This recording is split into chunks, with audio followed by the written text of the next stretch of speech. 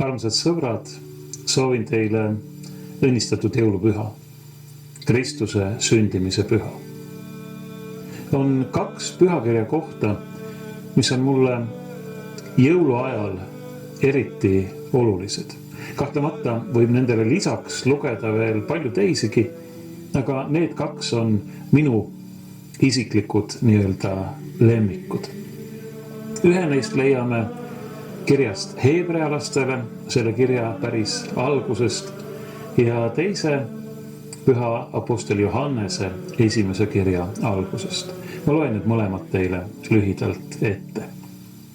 Kõigepealt kirjas heebrealastele seisab nõnda.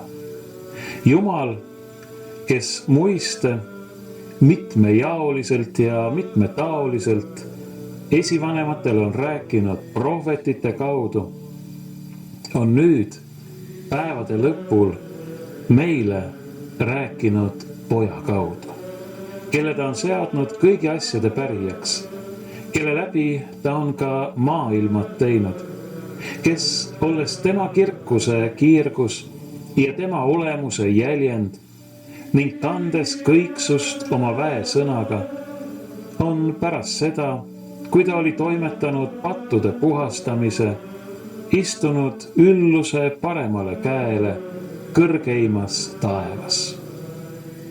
Ning teine koht püha apostel Johannese esimese kirja algusest, mis algusest peale on olnud, mida me oleme kuulnud, mida me oleme oma silmaga näinud, mida me oleme vaadelnud ja mida meie käed on katsunud, seda me kuulutame elu sõnast.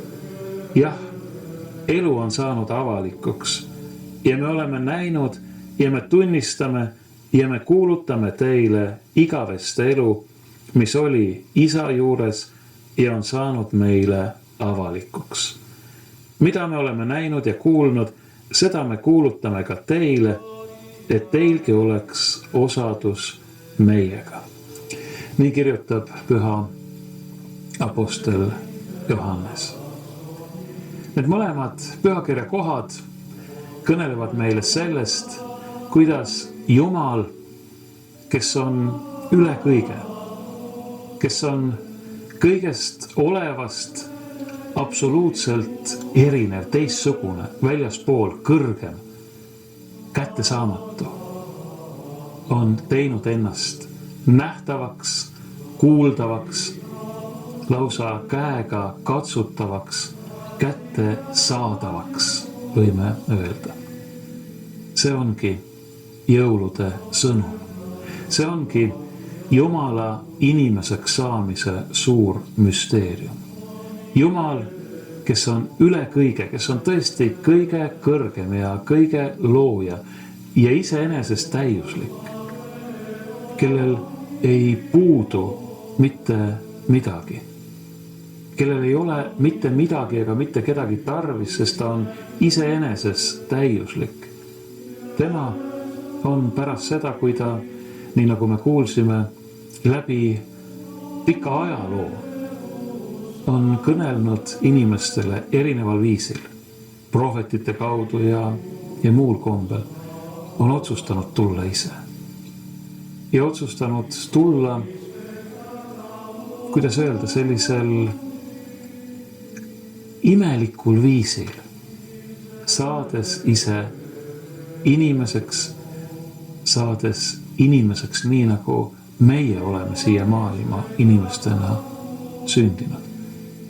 Väikse väeti lapsukesena. Jumal saab inimeseks.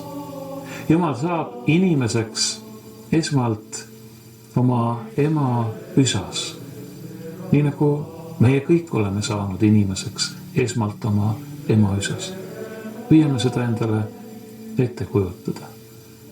Kõik võimas, kõige suurem, kõige kõrgem. Tema saab selliseks imepisikeseks, tillukeseks, vaevu märgatavaks ja nii-öelda vangistab ennast 9 kuuks ühe naise ihusse. Kuidas see kõik on võimalik? Kes seda oskab seletada, aga pühakiri tunnistab meile seda. ta on saanud haavatavaks, ta on andnud ennast meie inimeste meelevalda. Ja samamoodi on see siis, kui ta tuleb 9 kuu möödudes jõuluöösel ilmale, just nimelt väikese väeti haavatava lapsena. Jumal annab ennast täielikult meie kätte üle meile. Miks? Selleks, et me oleksime valmis teda armastama. Et me oleksime ometi valmis teda vastu võtma. Jah, ükskõik millise inimese suhtes võib olla erinevaid arvamusi ja erinevaid suhtumisi. Aga kui tegemist on ühe väikese, imelise, vastsündinud lapsukesega, siis kes küll peaks olema see inimene, kes ei suuda sellist inimest armastada, hoida, vastu võtta.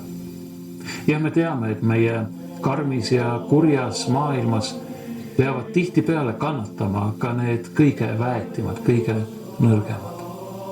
Paljud juba ema ihus olles, enne kui nad üldse on ilmavalgust näha saanud, aga paljud ka pärast siia maailma sündimist. Jumal teab seda, et see nii on. Ja sellegipoolest annab ta ennast inimeste kätte, ta saab inimeseks selleks, et öelda inimestele, vaadake, siin ma olen, ma annan ennast üle teile, armastage mind, võtke mind vastu.